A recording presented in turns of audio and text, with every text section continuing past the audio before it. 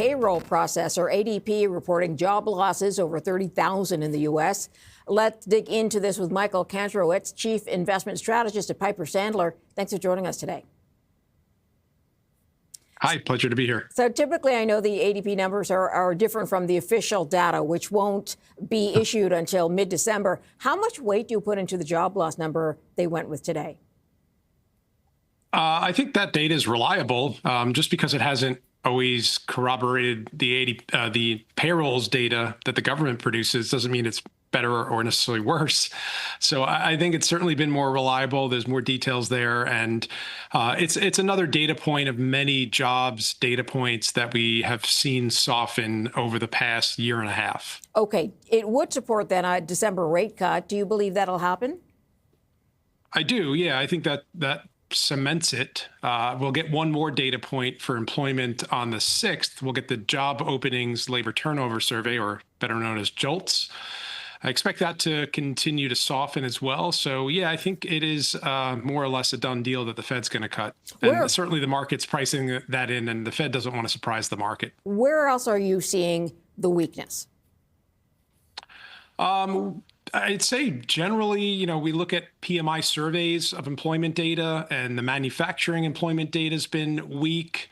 It's been fairly broad-based. Healthcare and education they've been the only two sectors that have been steady and have been holding up, which is pretty typical. You don't go into recessions, or you don't go into, you typically don't see weaknesses in those parts of the job space. But I think that importantly from the ADP report, what was clear and has been clear for the last 6 months is that the weakness is coming from smaller companies. And that aligns with the earnings for smaller companies that, looking backwards, have been weaker. So to me, it's really just a lagged result of profit weakness over the last couple of years. It probably persists into 2026, but we don't see unemployment rising up high enough to cause a broader based economic contraction. When you see the weakness in the smaller companies, is that usually an indicator of what's going to happen for the mid-sized companies? Sometimes, but I think we have to be really careful. There's only 10 recessions back to 1950, so we can't really assume anything is normal. I guess the answer to your question would be yes, but we are in a bifurcated, or what is better referred to as a K-shaped economy. And I think what investors have learned, or hopefully have learned over the last few years, is in a K-shaped backdrop, you got to be really careful of taking a data point from either side of the K, something strong or something weak, and applying it to the entire economy, or for the entire market.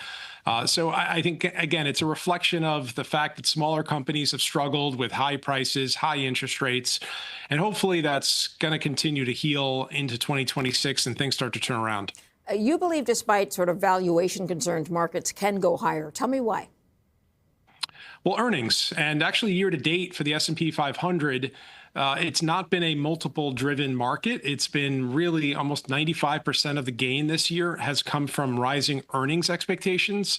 And that's a big change from the last couple of years, where it was really multiple expansion and just AI earnings driving things. So we've started to see the earnings expectations data broaden out. Even small and mid-cap earnings estimates have been moving higher for the first time in a few years. So I think valuations reflect the current macro backdrop where we're getting some softness, but we're also getting some rate cuts.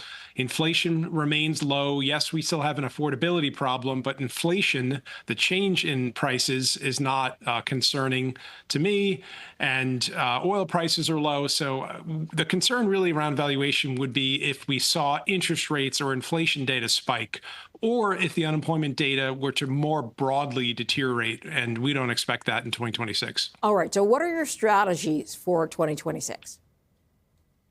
Yeah, so we think we're going to see a year of value leadership and broader market participation into 2026. We're expecting to see improving housing data. Yeah, that's right. You heard me. Housing data in the United States. We're starting to already see some green shoots there in purchase applications, which are sitting at the highest levels in 3 years today.